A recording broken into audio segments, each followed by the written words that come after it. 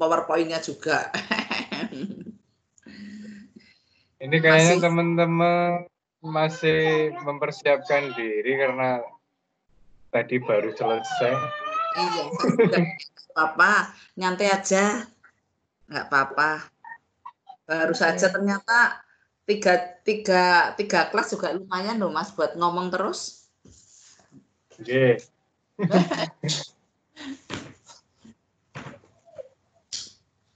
Ini absen tuh ini juga bermasalah kayaknya kok. Oh, agak iya ya. Tapi anu loh, saya kemarin terima kasih banget. Nanti juga sama seperti kemarin ya, Mas. Oke, nanti saya kirimin. Ya. Meringankan saya. Terima kasih. Oke. Sami-sami, Bu. Ya. Baik, Ibu, ini teman-teman tadi agak kesusahan untuk masuk. Udah ada 15 yang sudah masuk. Saya absen terlebih dahulu, teman-teman. Siap. Ya. Pak Oyen? Hadir. Pak Oyen? Oke. Hadir. Bu Tina? Oke. Bu Vera? Bu Vera belum. Bu Ike? Belum masuk. Maaf, Bu Yuli? Tina hadir. Oke. Hadir. Bu Yuli. Sebentar, Bu Yuli. Sebentar di absen, sebentar. Bu Yuli? Hadir. Bu Lia? Baru Atu Solihah? Bu Lia? Bu Ulfa? Oh, belum. Bu Indah? Ada, Mbak. Oke, ada. Bu Indah. Bu Farah? Bu Mai? Media Sekarwati? Oke, belum kelihatan. Bu Dewi? Hadir. Alhamdulillah. Bu Rahmi? Hadir. Bu Siti Maula? Belum terdengar. Bu Lia? Belum. Bu Rifa? Hadir. Oke. Bu Umi? Belum terlihat. Bu Wiwi? Belum juga. Bu Yuri? Hadir. Alhamdulillah. Bu Yeni? Belum terlihat. Bu Srianti? Belum. Hadir. Bu Amri? Alhamdulillah. Bu Amri? Hadir. Alhamdulillah. Ya, oke teman-teman. Hari ini yang sudah hadir tercatat ada 16, berarti masih 6 lagi yang belum absen. Silakan teman-teman yang belum absen, di absen dulu, di WAG-nya juga di absen terlebih dahulu biar nanti tidak tertinggal. Baik teman-teman semuanya, karena waktu sudah menunjukkan jam 10:20, saya mohon izin untuk memulai perkuliahan kali ini. Assalamualaikum warahmatullahi wabarakatuh. Selamat siang semuanya. Waalaikumsalam warahmatullahi wabarakatuh. Oke. Ya, saya mohon maaf hari ini diamanahi untuk menjadi moderator kembali, dan kemarin sudah saya share untuk estimasi pembagian waktunya, karena ini berdasarkan kesepakatan ada 4 kelompok yang sudah mengerjakan modul evaluasi pembelajaran anak TK. Kira-kira ini modul kelompok pertama sudah siap, teman-teman? Kelompok pertama, Bu Indah. Bagaimana, Bu Indah? Mbak Tintin, sekalian itu Mbak Indah suruh seperti yang saya share dulu itu loh. Ketua kelompoknya, notulennya, yang saya share dilaksanakan sesuai itu. Monggo jenengan ilustrasikan. Monggo Mbak Tintin. Bu Handayani, iya gimana? Suaranya saya masuk nggak? Suaranya masuk, terdengar. Masuk ya, sebentar. Ya. Saya coba lewat laptop ya, Bu. Ya.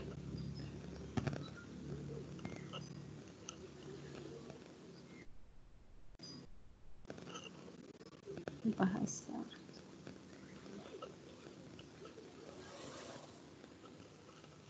Gimana? Oh ya, teman-teman, saya belum buka terlebih dahulu. Marilah kita buka dulu dengan bacaan basmalah bersama-sama. Bismillahirrahmanirrahim. Ya. Silakan Bu Indah.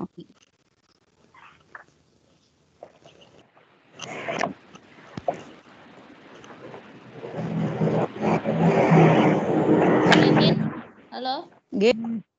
Ini caranya yang kan share ya, masuk ke share ya. PowerPoint-nya punya Bu Indah ditampilkan dulu. Ya, sebentar dulu. Ya, dibuka dulu PowerPoint-nya. Ya.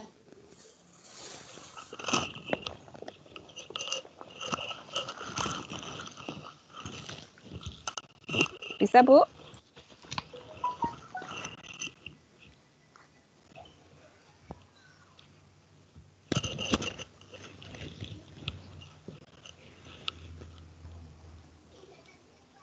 Agak ngadet Gimana, ya, Bu? Tintin. Coba Bu Indah share ke saya, nanti biar tak coba untuk. Dulu. Udah masuk belum? Bentar. Bu Indah. Belum, Bu, belum masuk. Benar.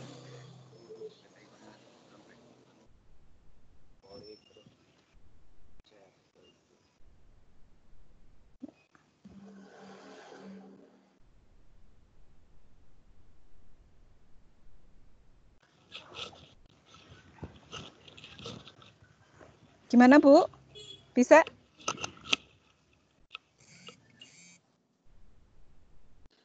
Nggak bisa kayaknya loh, Butin. Ini apa? Sinyalnya nggak masuk. Teman-teman dari kelompoknya Bu Indah, barangkali sudah pegang presentasi yang mau disampaikan. Silakan teman-teman dibantu Bu Indah. Teman-teman boleh share ke saya, teman-teman. Mbak Tintin, kalau tidak anggotanya yang lain kan ada. Iya, makanya lewat saya WA bisa, Budin? Bisa lewat WA nanti saya. Oh iya, nanti tak share ya dari WA ya. Iya, boleh.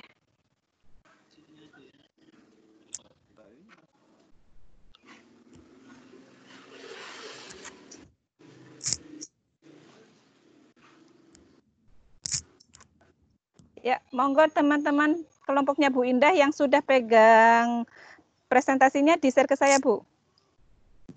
Ya, sebentar, Bu. Ini.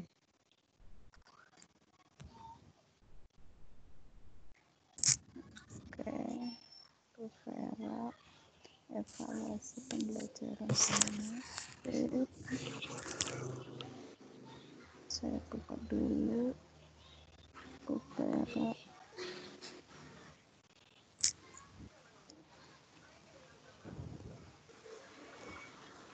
Bentar. Oke.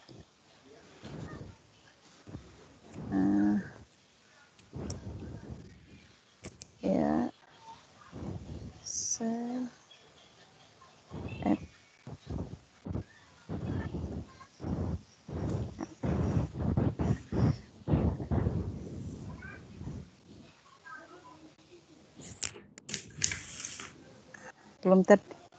Belum terlihat kok ya. Sudah. Sudah, Bu. Ya, oke. Sudah, silakan teman-teman dari kelompoknya Bu Indah. Mohon maaf untuk yang lain, silakan mic dan videonya dimatikan. Mohon izin, punya saya berarti videonya saya buka ya. Bu Indah, waktunya 10 menit ya untuk presentasi. Iya, Bu. Mbak Mei, monggo Mbak Mei. Ya, sebentar. Akhirnya bisa masuk juga. Assalamualaikum warahmatullahi wabarakatuh. Waalaikumsalam warahmatullahi wabarakatuh. Selamat siang teman-teman, selamat siang Bu Handayani. Kami dari kelompok 1 akan memaparkan modul evaluasi pembelajaran. Kami akan memaparkan modul 4. Kelompok 1 yang terdiri dari Indah Widiawati, Vera Dwi Lestari, Femilia Dwi Rahayu, Rufia Ulfah, dan saya sendiri Media Sekarwati.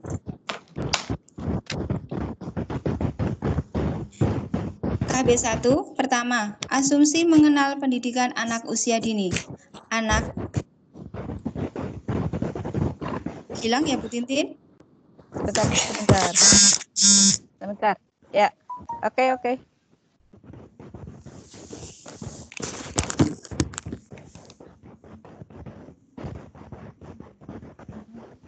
Bentar.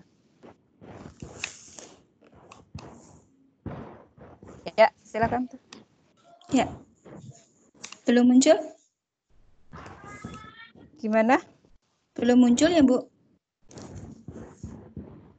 Iya, Sudah muncul belum belum? itu, Bu. Belum muncul Bu Tintin? Belum muncul. Coba dicek di OneCloud. Iya. Bagaimana? Ya, sudah. Sudah. KB1, asumsi mengenai pendidikan anak usia dini. Anak memiliki kebutuhan bawaan dari lahir untuk selalu ingin tahu. Anak juga dapat memulai dan mengarahkan belajarnya sendiri kalau dia berada di dalam lingkungan yang mendukung dan banyak hal yang bermakna baginya. Ketika anak berinteraksi dengan lingkungannya, dia akan membentuk suatu pengetahuan di dalam proses interaksi tersebut. Perkembangan semua aspek dalam diri anak berlangsung dengan kecepatan dan irama yang berbeda-beda antar individu anak.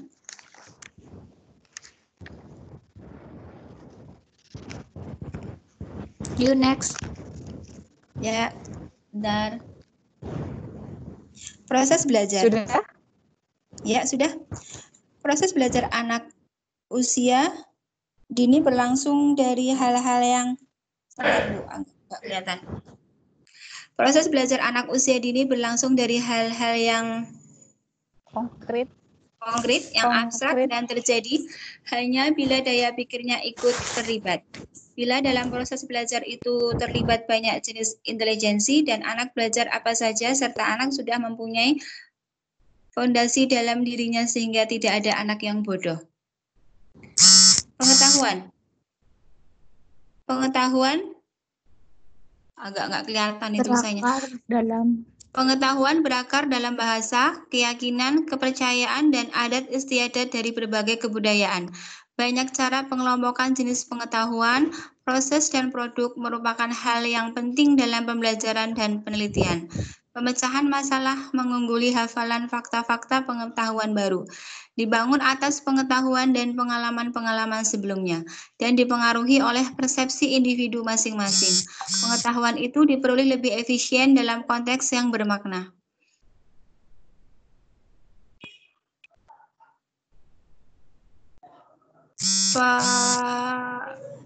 Perolehan pengetahuan adalah suatu proses sepanjang waktu. Pembelajaran. Dalam proses pembelajaran anak sangat penting bentuk pelatihan dan keterampilan yang khusus. Proses pembelajaran lebih berpusat pada anak. Pembelajaran terjadi dalam kelompok kecil dan perseorangan.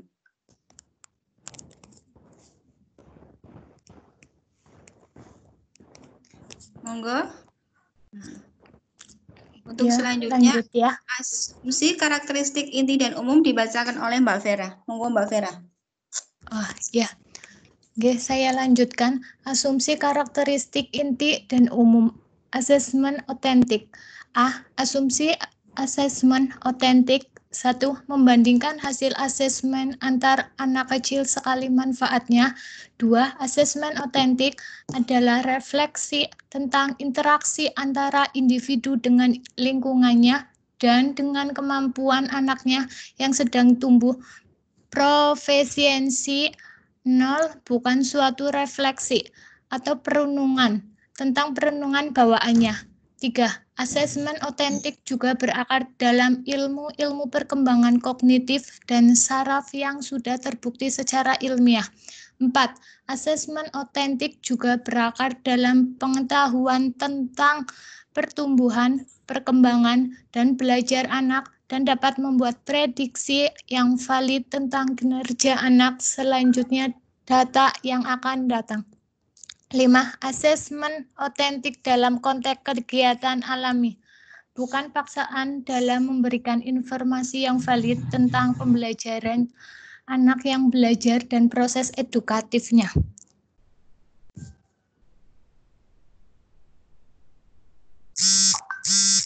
Ayo Putin, lanjut.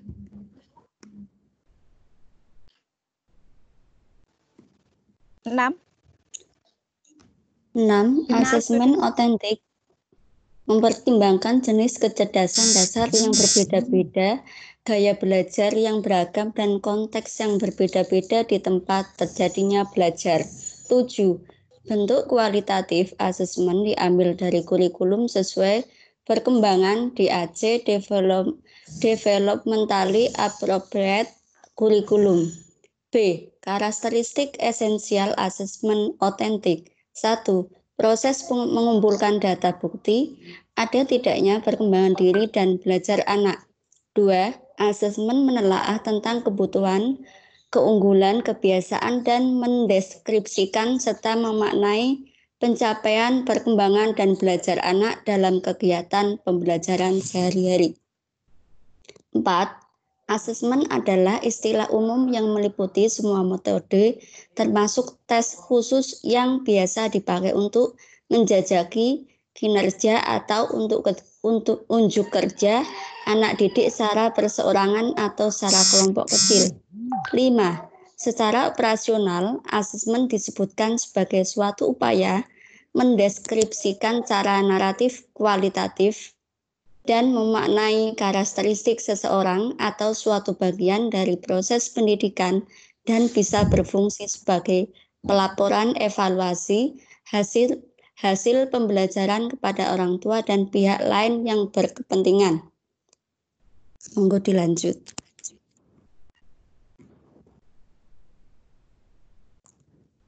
Adapun karakteristik esensial asesmen otentik telah disinggung sedikit dalam pembahasan terdahulu dan harus diwaspadai oleh penilai yang sekaligus pendidiknya bahwa asesmen otentik itu 1. Berbasis kinerja, performance based, berdasar pada penampilan anak secara alami. 2. Mengutamakan pada kemampuan yang unggul dalam belajar, kekuatan belajar dalam kaitannya dengan jenis kecerdasan dasar yang dimiliki anak didik yang menonjol. 3. Berdasarkan pada peristiwa kehidupan nyata atau real dan otentik. 4. Menekankan keterampilan yang muncul atau profisiensi. 5. Memusatkan perhatian pada belajar yang bermaksud dan atau bertujuan dan bermakna. 6. Berkaitan dengan pembelajaran dan ajaran-ajaran bukan sekedar pembiasaan. 7. Berkelanjutan dalam semua konteks baik di rumah, di sekolah, dan masyarakat. 8. Memberikan gambaran yang umum dan luas tentang belajarnya dan kapabilitas kemampuan pembelajarannya. 9. Berdasar pada kurikulum otentik, yaitu yang pertama dan utamanya adalah kurikulum dengan perkembangan anak, DAC Developmentally Appropriate Curriculum. 10. Sangatlah menghargai, mendukung, dan memberi kemudahan pada perkembangan dan belajar.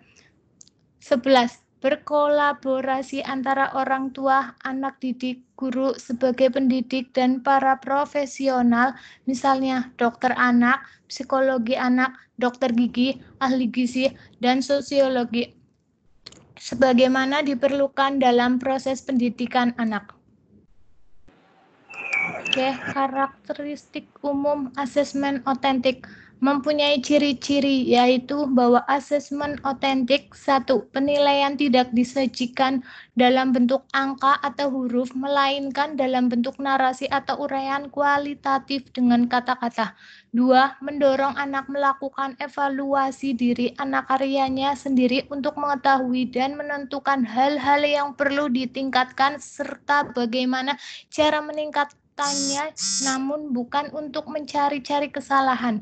3. Melihat kekeliruan dan kesalahan dalam kegiatan belajar anak sebagai hal yang wajar, namun perlu diketahui sebagai informasi yang dapat dipakai sebagai masukan dan dipertimbangkan dalam menyusun program kegiatan belajar berikutnya.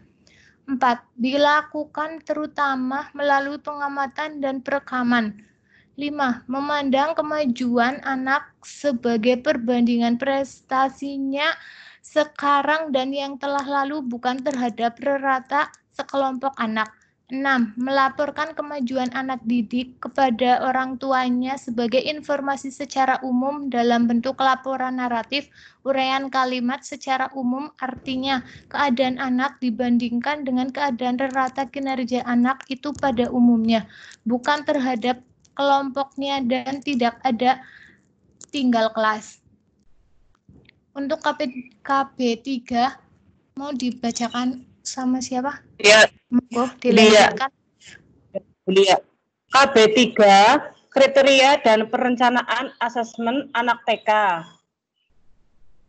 Asesmen pada anak di TK yang tepat adalah asesmen otentik, yaitu asesmen yang mengupayakan keadaan agar anak didik berperilaku seperti nalurinya, alami, murni, asli, dan sebagaimana adanya.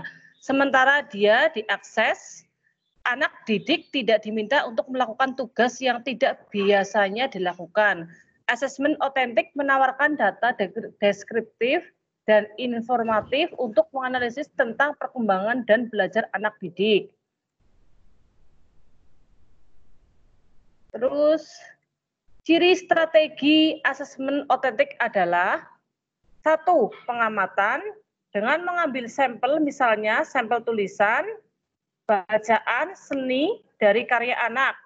2. Mendukung diterimanya keberagaman, perkembangan, pengamalan, budaya, dan bahkan kesukaan di antara anak didik sebagaimana adanya. Kriteria asesmen otentik yang baik. 1. Asesmen harus valid, yaitu bahwa asesmen harus menyediakan informasi yang berkaitan dengan tujuan dan sasaran setiap program. Penilai yang melakukan asesmen harus mengetahui dan melihat fakta mengenai aspek perkembangan anak. 2. Asesmen hendaknya tidak memasukkan tes baku sebagai komponennya dengan pelaksanaan secara kelompok, yaitu dengan menggunakan kertas dan pensil pilihan ganda, kemudian mengklaim telah mengukur taraf pencapaian belajar anak didik. 3. Asesmen harus menangani anak seutuhnya. 4. Asesmen harus melibatkan pengamatan berulang. Asesmen juga harus berkelanjutan waktunya.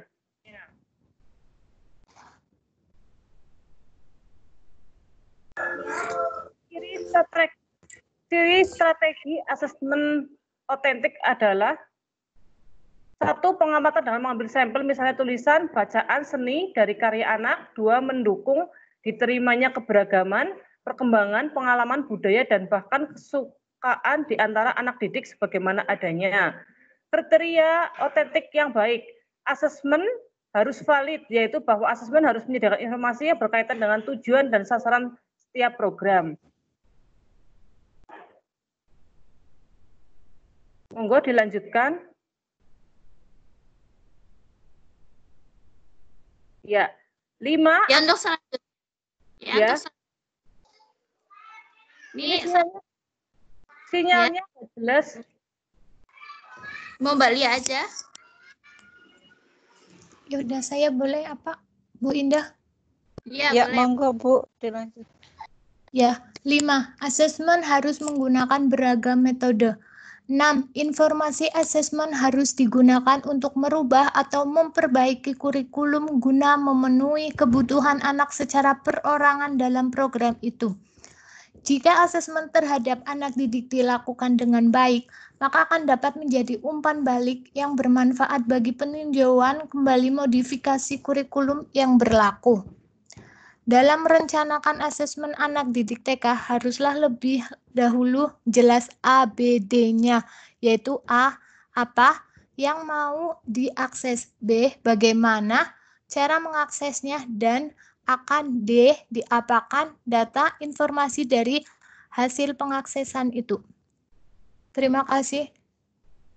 Monggo saya serahkan ke moderatornya, Bu Mei.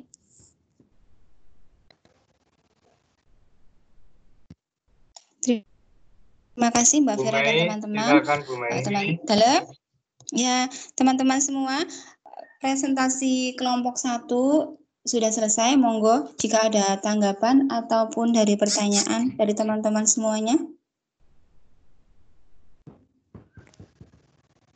Bu Mei, Halo? saya boleh ya. Ya, Tadi monggo, Bu. sudah dibacakan tentang PPT atau modul tentang asesmen. Ya. Seperti kita ketahui bahwa kemarin kita mendapatkan materi tentang asesmen. Itu adalah proses pengumpulan data yang kita ambil selengkap-lengkapnya. Padahal kadang ini ya yang sering jadi kendala di kami sebagai pendidik, kadang data yang diambil terkadang ada yang tidak sesuai dengan fakta gitu ya. Terutama mungkin ada orang tua yang menyembunyikan fakta-fakta tertentu kepada kami. Nah, itu biasanya bagaimana tuh Bu Mei untuk menyikapinya seperti itu?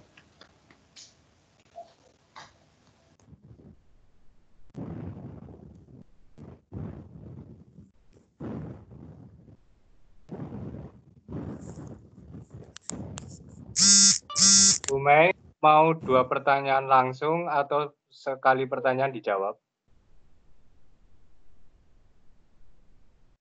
Monggo, 2 dulu Pak. Siapa selanjutnya? Monggo Langsung teman-teman. 2 ini? Nggih Pak. Langsung 2? Iya, iya. Oke, saya yang nanya. Terima kasih ya Mbak Mai selaku moderator dari kelompok 1, dan terima kasih juga kepada semua anggota kelompok 1 yang telah membaca presentasi satu persatu.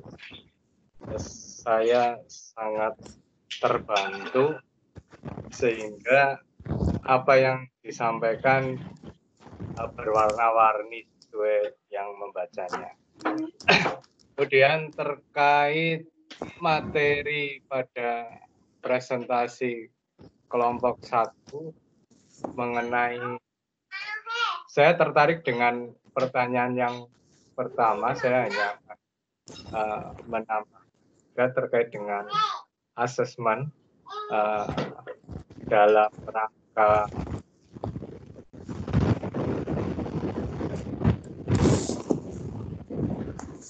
Mohon maaf suaranya Pak Oyen.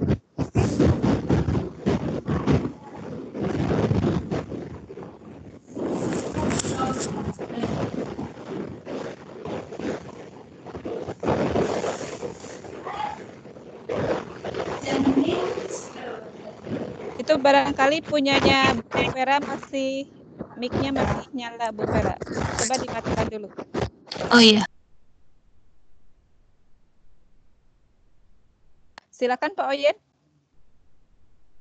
Atau Gimana Pak mungkin Oyen, mau dilanjut apa mau jawab dulu yang dari Bu Tintin? Kayaknya Pak Oyen ada gangguan apa nggih? Iya, sepertinya Pak Oyen ada gangguan. Silakan Bu Mei dilanjut Nggih, saja. ini Ya. pertanyaan dari Bu Tintin tadi yang asesmen yang tidak sesuai dengan data nggih Bu. Ini akan dijawab oleh Mbak Indah. Silakan Mbak Indah. Terima kasih Bu Mei, Bu Tintin, terima kasih atas pertanyaannya. Ini saya coba menjawab ya Bu ya, tentang data anak ya. Halo Bu Iya Tintin. Bu. Ya. Iya Bu. Untuk data anak dalam asesmen ini kan itu untuk data dasar ya. Jadi untuk misal nama, tempat tanggal lahir, kemudian alamat, tentang data-data yang disembunyikan itu maksudnya gimana ya? Karena kan kalau untuk misalnya pendaftaran itu pasti nama, tempat tanggal lahir, kemudian alamat kan pasti sudah jelas. Kemudian kita merujuk juga fungsi asesmen itu tujuannya untuk apa? Seperti itu. Jadi walaupun untuk data-data yang disembunyikan itu seperti data apa dulu ya Bu Tintin ya? Mohon maaf, biasanya mungkin ini ada yang keluarganya tidak utuh.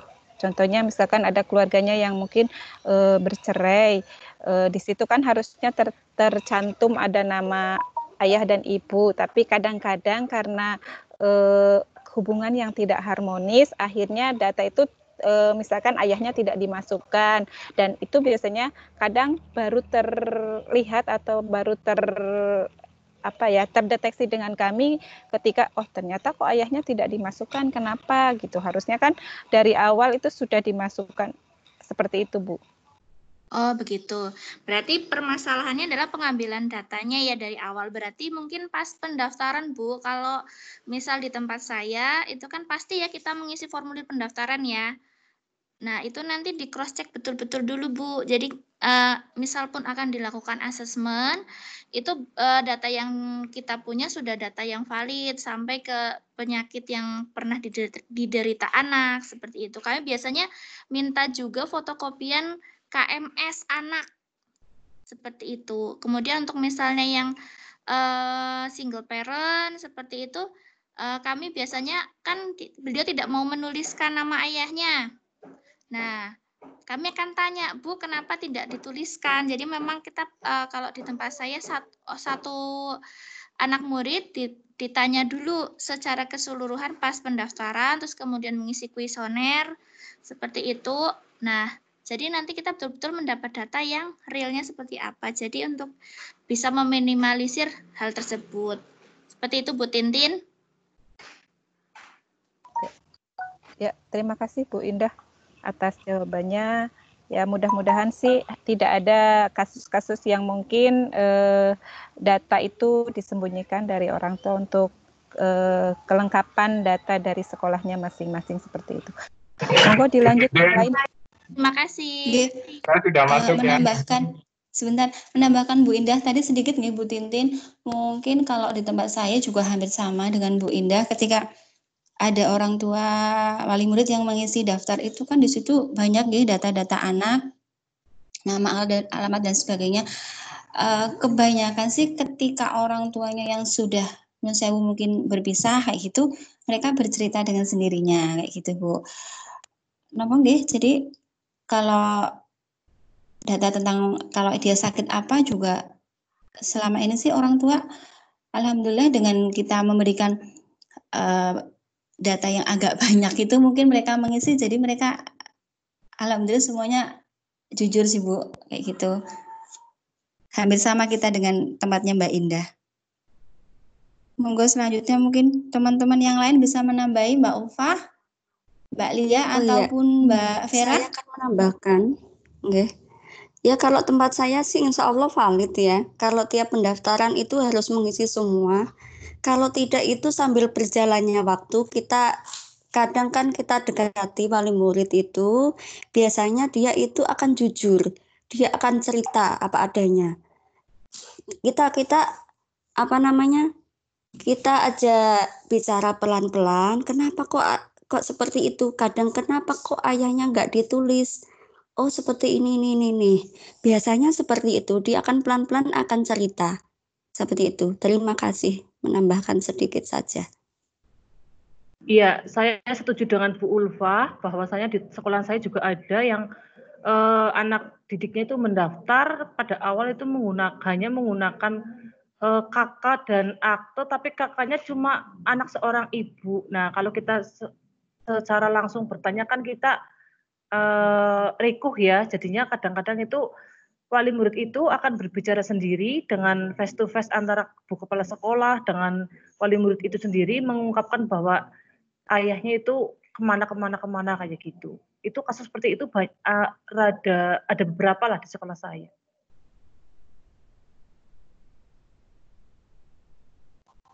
Ya, terima kasih teman-teman atas jawabannya. Mungkin ada yang lain yang mau bertanya, silakan.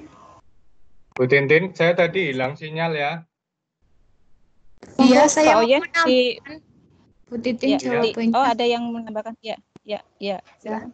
Ya, sepertinya benar yang dikatakan Bu Ulfa, Bu Mei, Bu Indah, sama Bu Lia. Itu karena di sekolah saya kan kadang ada yang wali murid dekat kayak gitu loh. Terus dia cerita sama gurunya gitu ya.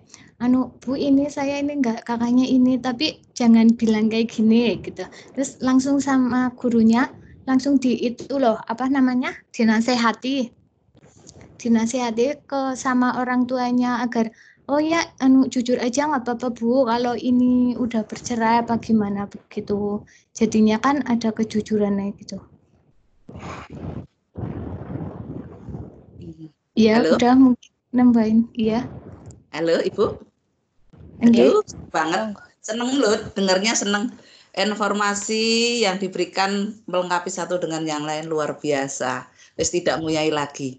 Tapi saya sedikit nambahin Ibu-ibu. Untuk tadi yang Bu siapa ya saya lupa. Di dalam akta itu ada tulisan anak dari seorang ibu. Kalau sudah di akta ada tulisan seperti itu, Ibu nggak perlu nuntut lebih lanjut ya Bu ya. Berarti menandakan dia memang tidak menghendaki ini adalah single parent yang notabene kan dia memberikan assessment, memberikan kondisi, alhamdulillah. Kalau memang dia tidak bisa memberikan sesuatu yang dia bisa bicarakan, yang bisa memberikan informasi, ya tidak perlu dituntut karena itu nggak bermanfaat. Masalah seperti untuk single parent ini anak seorang dari salah satu anak seorang ibu. Halo? Mbak Vera dimatiin Mbak Vera. Jadi suara Bu dosen nggak maksimal Bu Vera sama siapa tuh? Nah, ya. Iya Pak. Yuk. Ya Bu, monggo Bu. Ya, terima kasih. Aplaus yang luar biasa untuk ibu-ibu dan bapak. Waduh, Jan. Ini benar-benar BI yang tidak nguyai lagi. Sudah actionnya saja, tinggal pengakuan pemerintah kalau memberikan SPD out. Ya. Saya hanya sedikit menambahi saja Ibu dari diskusi Ibu dan Bapak. Semuanya benar, semuanya sangat melengkapi. Hanya satu hal yang perlu saya tambahkan, dari seorang anak, seorang siswa, seorang peserta didik yang sudah memberikan akta, yang di dalamnya sudah ada tulisan anak seorang ibu, berarti dia adalah single parent, yang notabene tidak perlu lagi dituntut lebih. Ibu harus sudah tahu kalau dia sendirian gitu. Untuk riwayatnya sendirian itu banyak hal. Contohnya, sebagai contoh saya contohkan Ibu, ada seorang sekretaris sedang bermain gelap dengan bosnya. Bosnya tidak tanggung jawab. Tidak tanggung jawab. Akhirnya si sekretaris membesarkan putranya sendiri. Yang notabene dia tidak mau lagi bersangkutan dengan bapaknya. Sehingga di dalam akte pun si ibu ini karena tidak ada surat nikah dan sebagainya, yang nikahnya hanya nikah sirih Ibu. Nikah sirih itu adalah Ibu tahu sendiri Bapak, bahwasannya tidak sah negara, dan itu banyak sekali merugikan ibu perempuan dan anaknya, karena anaknya juga tidak akan dapat warisan, ibunya juga terlantar. Nah, itu saya contohkan tadi seorang sekretaris yang diperistri sirih oleh bosnya, tapi di perjalanan dia tidak bertanggung jawab, sehingga si ibu ini mengambil keputusan untuk ini anak saya, bukan anak siapa-siapa, dan aku tidak mau lagi menyebutkan nama itu. Nah, ini sebuah privasi yang nggak perlu dituntut kembali. Ibu sudah bisa menggarisbawahi kalau dia memang tidak berkehendak untuk bapaknya dihadirkan. Begitu saya tambahan saya. Terus untuk asesmennya Ibu, di dalam buku data pribadi Ibu dan Bapak untuk peserta didik, silakan ditambahi gini, anak tiri, anak kandung, terus di situ ada ditambahi ayah tiri, ayah kandung, sama dengan halnya yang di bawah ibu tiri dan ibu kandung. Bawah sendiri silahkan ditulis wali, barangkali ada wali, tidak ikut bapaknya, tidak ikut ibunya, tapi ikut mbahnya. Jadi nanti untuk bisa melacak kembali bagaimana anak ini kondisinya untuk datanya, supaya valid, data itu harus valid, Nah ini dengan ditambah yang seperti saya utarakan. Permasalahan seperti itu banyak Bu, ditemuin betul apa yang Ibu Titin tanyakan, dan saudara-saudari mahasiswa yang sudah memberi jawaban yang luar biasa. aplaus yang tinggi. Terima kasih. Waktu saya kembalikan kepada Bu Titin kembali.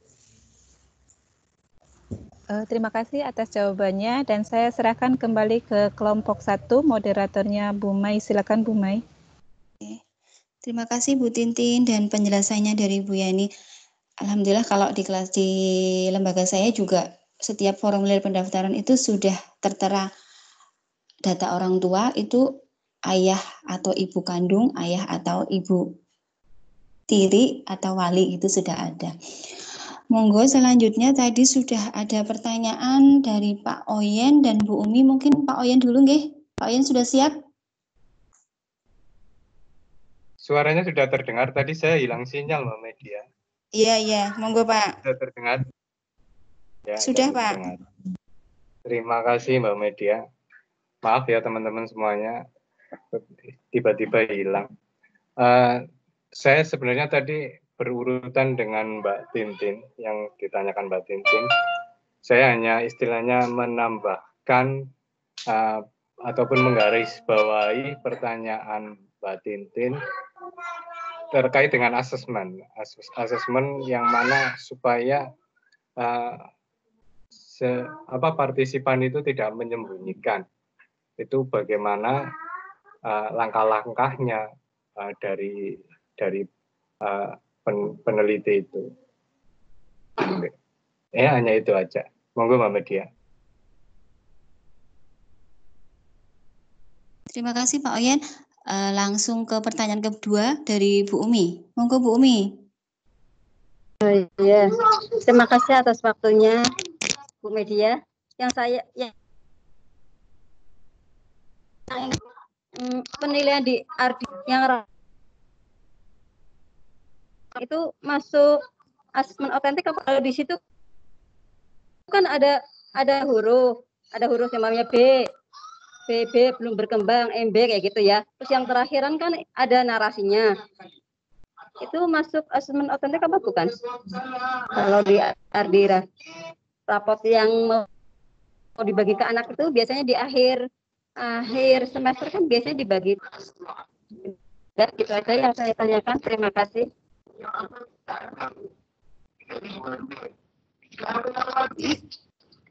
Halo, ya. Ya, oke. Terima kasih Bu Umi dan Pak Oyen. Aja pertanyaan saya. Oke, tadi Pak Oyen menanyakan langkah-langkah asesmen ya agar data tidak disembunyikan, dan Bu Umi yang berkembang tidak berkembang itu Bu, itu asesmen otentik atau bukan.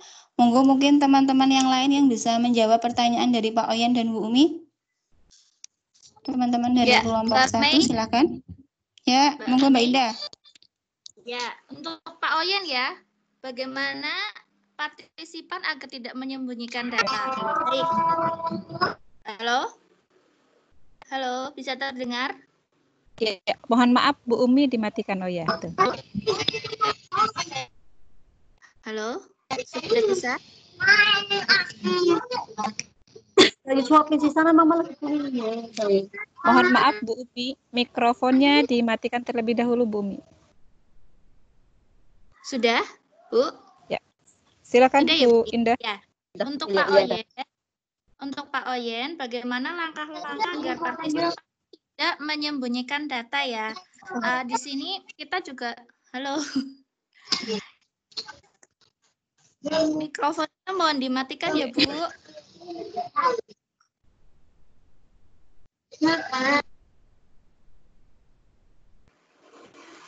Halo? Ya Bu, silakan Bu. Iya, caranya adalah pertama yang kita garis bawahi di sini, kenapa partisipan mau menyembunyikan? Berarti dia ada hal-hal yang biasanya tidak ingin orang lain ketahui. Betul seperti kata Bu Elizabeth, ada hal-hal privasi lain yang mungkin cukup bu guru saja yang tahu atau pihak sekolah saja yang tahu. Nah, bagaimana biar partisipan yakin? Berarti kita harus menyampaikan bahwa memang biasa ya Bu, kalau kaidah penelitian itu sebelum misal pakai medianya kuesioner ya, itu pasti kita akan memberikan pengertian kepada partisipan bahwa data yang diambil atau data-data yang ada data personal itu akan dijamin kerahasiaannya gitu. Ada penekanan di situ. Jadi hanya sebagai istilahnya tolak ukur untuk peneliti dalam menentukan kesimpulan dalam asesmen. Jadi bisa pakai seperti itu ya Bu. Penekanannya ditekankan bahwa data-data personal tidak akan disebarluaskan. Jadi partisipan merasa aman. Begitu. Terima kasih Pak Oyen. Terima kasih Mbak Indah. Bisa saya terima. Monggo Mbak Media. Oke, atau mungkin dari teman-teman yang lain yang di luar kelompok 1 yang mungkin punya pendapat atau mau menanggapi dari pertanyaannya Pak Oyen, saya persilahkan. Bu Tintin mungkin atau Bu Rahmi? Monggo siapa teman yang lain teman-teman yang lain bisa menanggapi, menambahkan jawaban dari Mbak Indah? Saya cukup Bu, silakan dilanjut aja.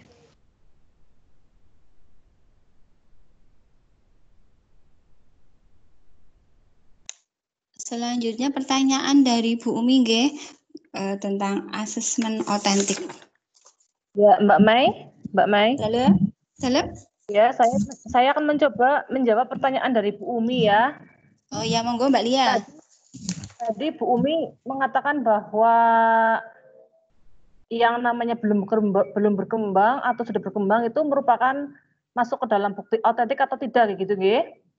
Ini secara operasional asesmen itu disebutkan bahwa sebagai suatu upaya mendeskripsikan secara naratif, kualitatif, dan memaknai karakteristik seseorang atau suatu bagian dari proses pendidikan dan bisa berfungsi sebagai pelaporan evaluasi hasil pembelajaran kepada orang tua dan pihak lain yang berkepentingan. Maksudnya adalah, jadi betul itu merupakan bukti otentik karena apa? Karena sebagai bukti kita melaporkan bahwa peserta didik kita itu memiliki perkembangan yang bagaimana, apakah sudah cukup, apa sudah berkembang, atau masih seperti itu. Jadi itu adalah merupakan bukti otentik yang sangat bisa dideskripsikan. Terima kasih.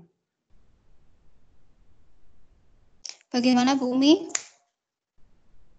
Oh ya, terima kasih atas jawabannya. Ya, terima kasih atas jawabannya Mbak Lia. Berarti kembalikan lagi ke Bu Mei. Ya, berarti mungkin termasuk asesmen otentik Ibu.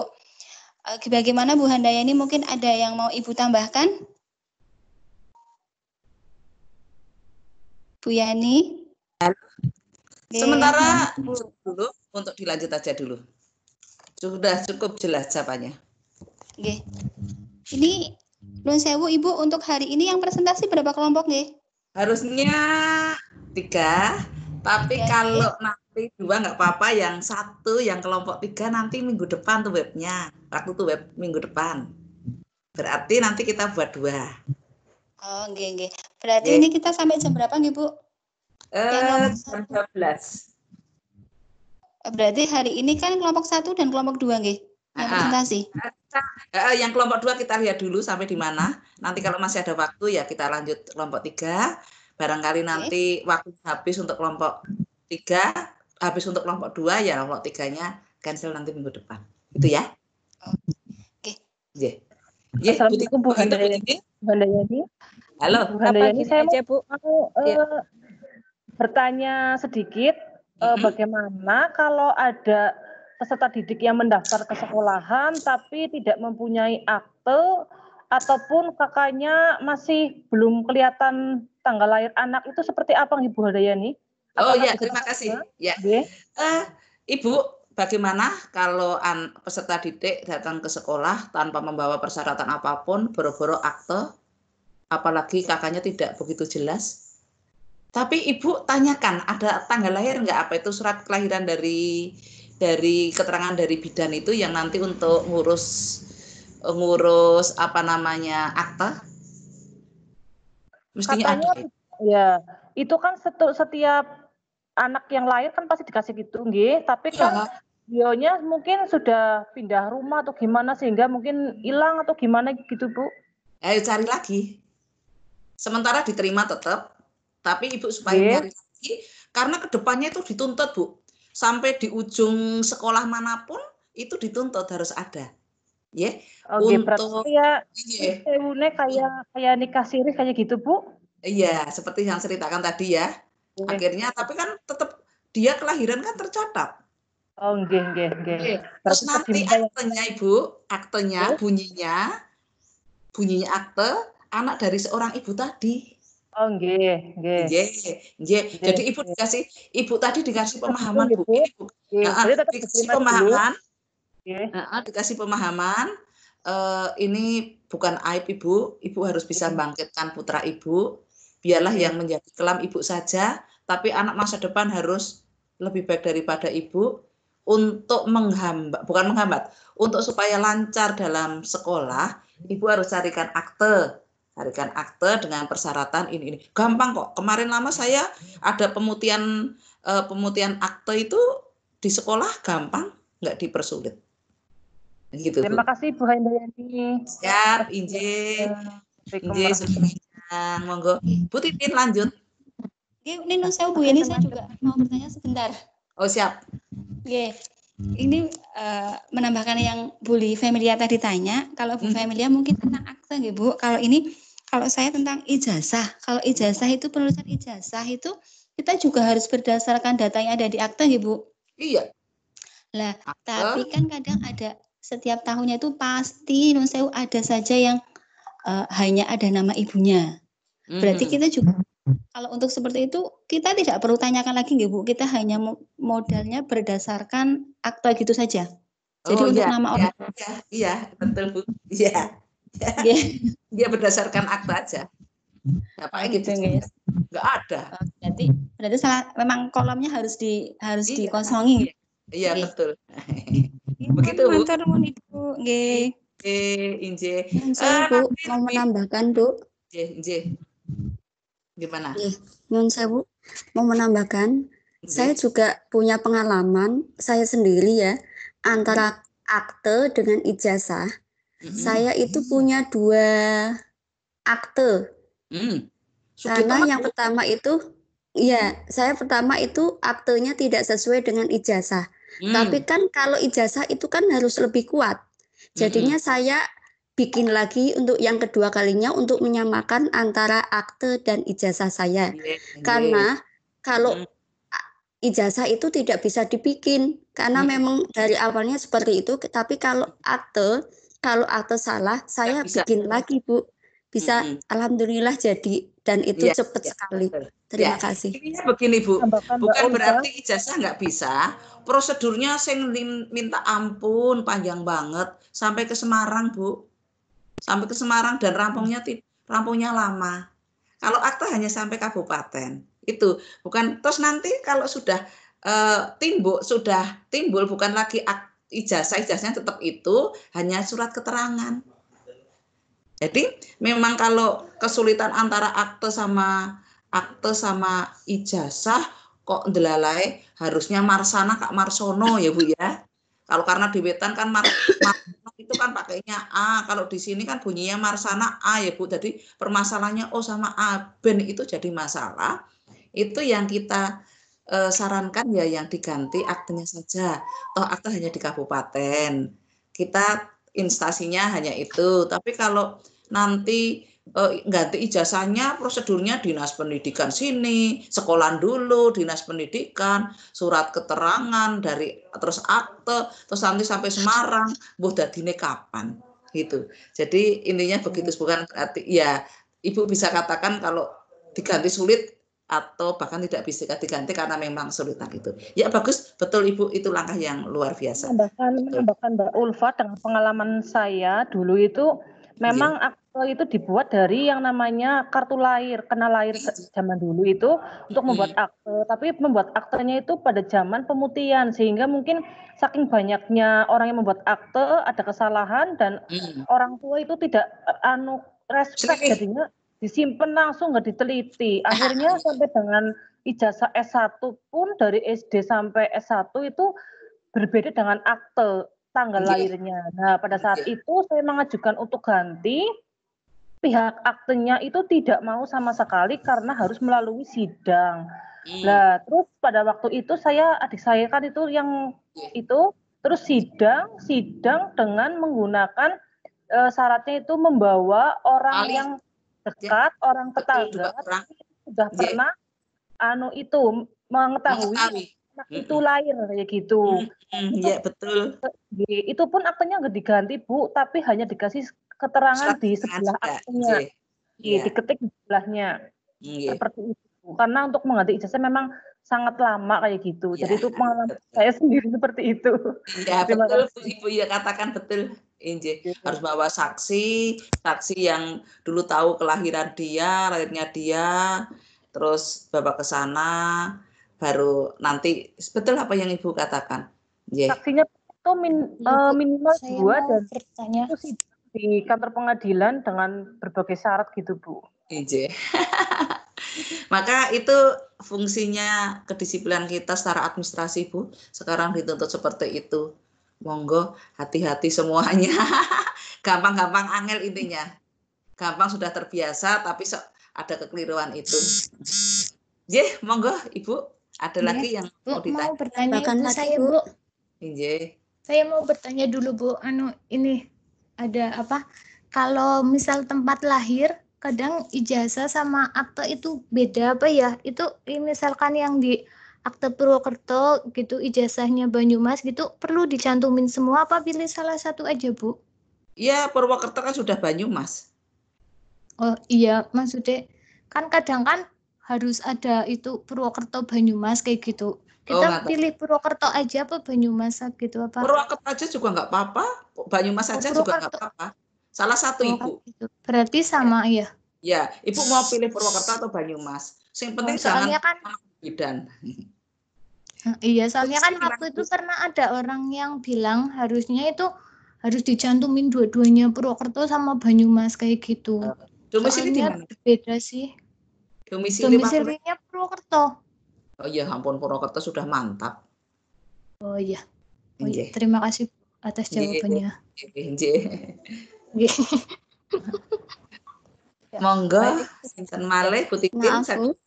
Baik teman-teman, ini karena hari ini ada 2 kelompok yang akan presentasi. Mungkin untuk kelompok 1 saya kasih tadi dari jam 10:30, sekarang sudah jam 11:15. Berarti untuk kelompok 1 monggo nanti di closing sedikit. Nanti dilanjutkan dengan kelompok 2. Mungkin nanti waktunya kelompok 2 sampai jam 12 kurang 10 menit ya teman-teman. Biar nanti bisa ditutup dengan closingnya Bu Handayani. Monggo Bu Mai di closing dulu. Oke. Terima kasih waktunya Bu Tintin, terima kasih Bu Handayani penjelasannya. Terima kasih semua teman-teman dari kelompok 1 dan terima kasih atas perhatian teman-teman semua. Assalamualaikum warahmatullahi wabarakatuh. Waalaikumsalam warahmatullahi wabarakatuh. Waalaikumsalam. Monggo persiapan dari kelompok berikutnya. Kelompoknya Bu Umi bukan? Halo? Kelompoknya Bu Umi bukan? Kelompok Bu Umi ya. Kelompok 2 Bu Umi. Iya. Bu Tintin, tolong dibuka di laptopnya Bu Tintin ya. Bu Tintin tampilannya masih PPT kelompok 1 itu. Oke, data ajarin Mbak Umi apa belum bisa? Udah Pak, cuma di laptop belum ada aplikasinya. Aplikasi itu sepertinya lupa nggak di-download. Baru yang di HP. Iya. Monggo Mbak Tintin. Silakan Bu Umi, sudah saya tampilkan untuk PPT-nya. Saya kembalikan ke moderator dari kelompok. Oh, belum terlihat. Teman-teman belum terlihat. Udah. Sudah terlihat, Mbak. Sudah, Bu, sudah terlihat. Monggo kelompok 2 untuk mempresentasikan. Waktunya sampai jam 11:50 ya, teman-teman. Ya, silakan. Ya,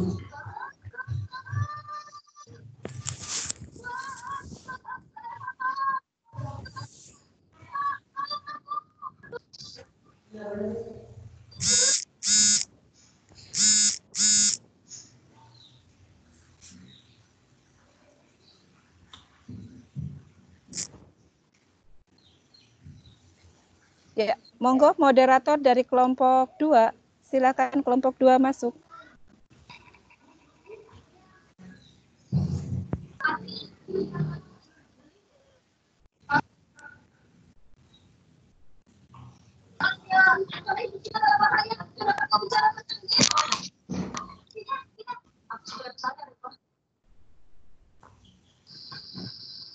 Ayo Bu Amri. Mbak Umi, ya dimulai. Halo. Bismillahirrahmanirrahim. Assalamualaikum warahmatullahi wabarakatuh. Warahmatullahi wabarakatuh. Kami dari kelompok 2 Waalaikumsalam warahmatullahi wabarakatuh. akan mempresentasikan. Kami dari kelompok 2 akan mempresentasikan modul 5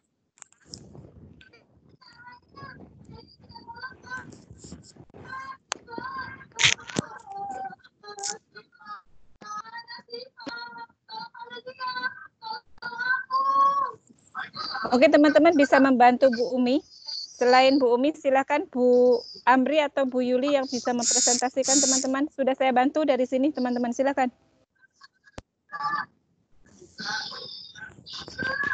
kegiatan belajar 1, maksud dan tujuan asesmen.